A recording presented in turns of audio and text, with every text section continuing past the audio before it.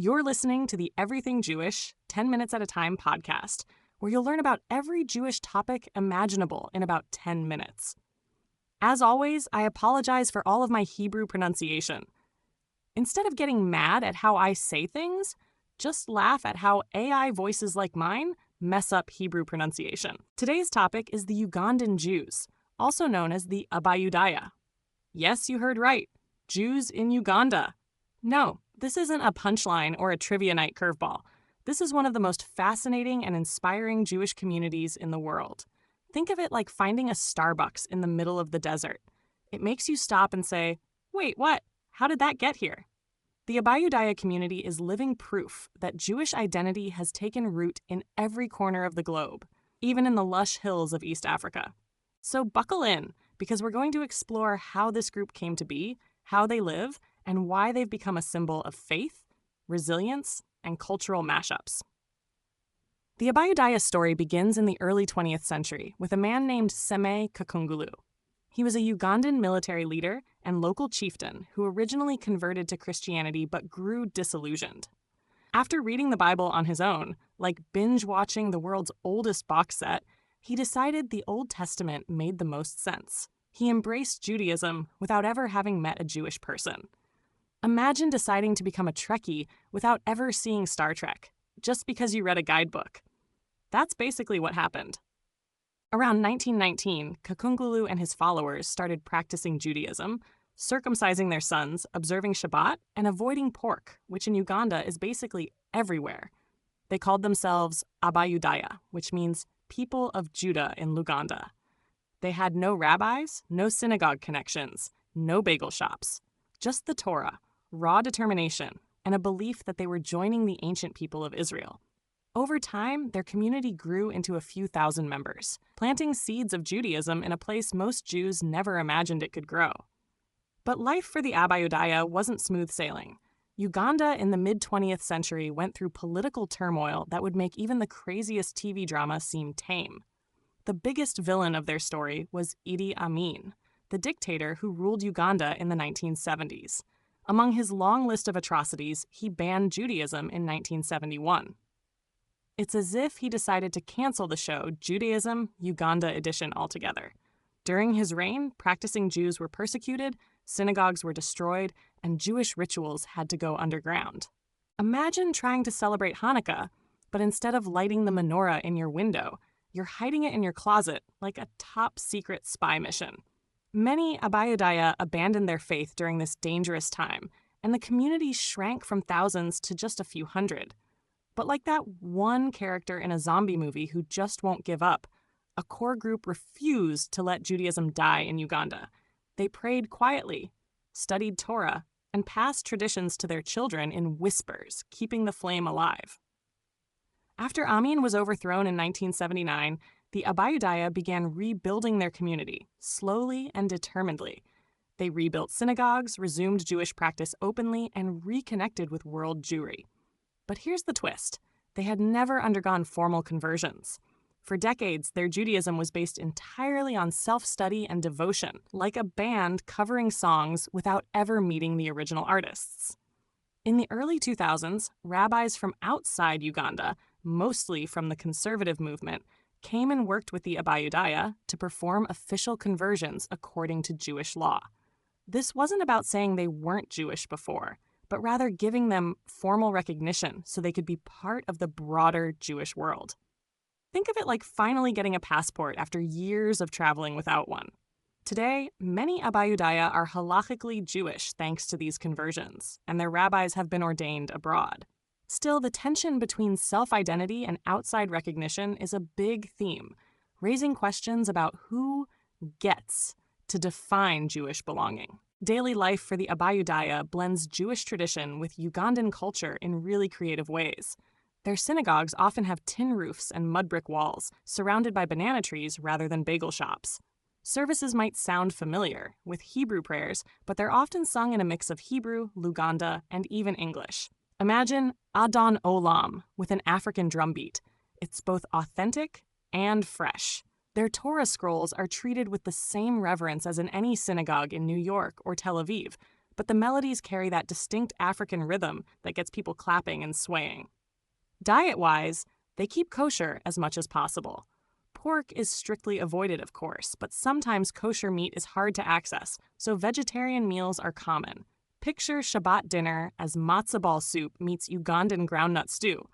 It's fusion cuisine at its best. Their children attend Jewish schools where they learn Hebrew and Torah alongside their regular Ugandan curriculum, so they can ace both math tests and Torah portions. One of the coolest things about the Abayudaya is their music. They're world famous for Jewish songs infused with African harmonies and rhythms. If you've ever heard a synagogue choir and thought, this could use some more groove, the Abayudaya deliver. Their recordings, like Abayudaya, music from the Jewish people of Uganda, have been nominated for Grammy Awards. That's right, Grammy-nominated Jewish Ugandan music. It's the kind of thing that makes you want to dance the hora and the Ugandan traditional dances at the same time.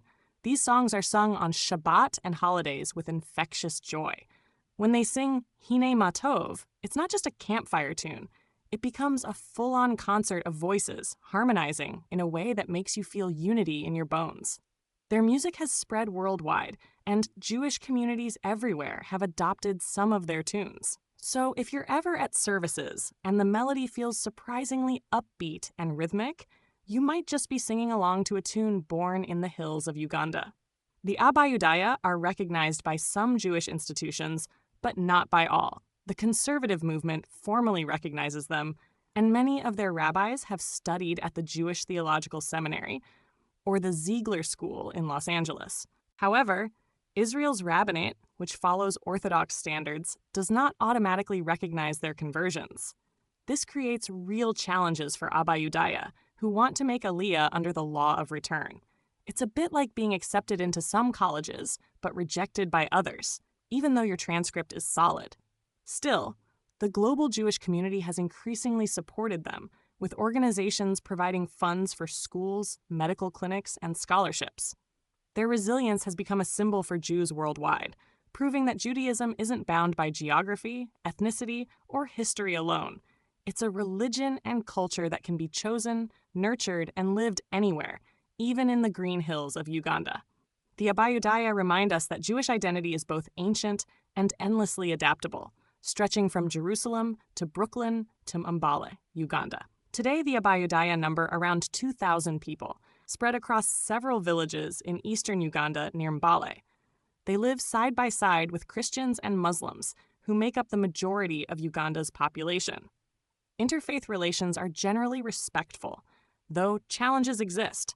Their communities have built Jewish schools, a yeshiva, and even small businesses, balancing Jewish tradition with Ugandan daily life. They celebrate all the major Jewish holidays, from Rosh Hashanah to Passover, adapting them with local flavor. For instance, Passover seders might include locally grown foods alongside matzah, making it both traditional and Ugandan. During Hanukkah, the menorahs glow against the African night sky, a reminder that the miracle of light belongs to all Jews, no matter where they live. Weddings and bar mitzvahs are celebrated with a mix of Hebrew prayers and African drumming, showing that Jewish ritual doesn't have to look identical everywhere to be authentic. This blend makes their Judaism vibrant and alive, deeply connected to both their heritage and their homeland. So what can we learn from the Ugandan Jews? First, Judaism is not a one-size-fits-all experience. It can be universal and particular at the same time. The Abayudaya show that you can honor halacha while also expressing your culture, whether that's through food, music, or language. Second, their story teaches resilience. They kept Judaism alive through persecution and isolation, proving that Jewish survival isn't just about numbers. It's about spirit. Third, their struggle for recognition reminds us that Jewish identity is complex, and debates about who is a Jew continue to ripple across the globe. And finally, their joy, music, and faith remind us that Judaism is not just about laws and rituals, but about song, community, and hope. The Abayudaya may be a small community, but their impact is global, inspiring Jews everywhere to see their own traditions in new, colorful ways. Like finding Wi-Fi in the wilderness, their Judaism is unexpected, miraculous, and deeply moving.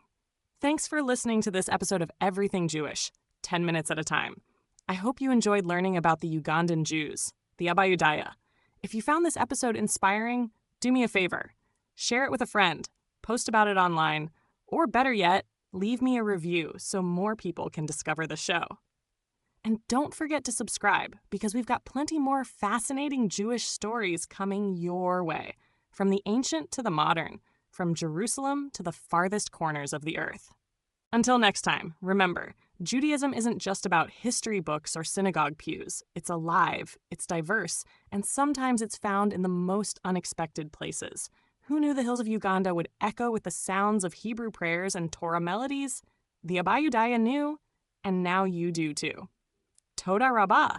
Thank you so much, and see you in the next episode.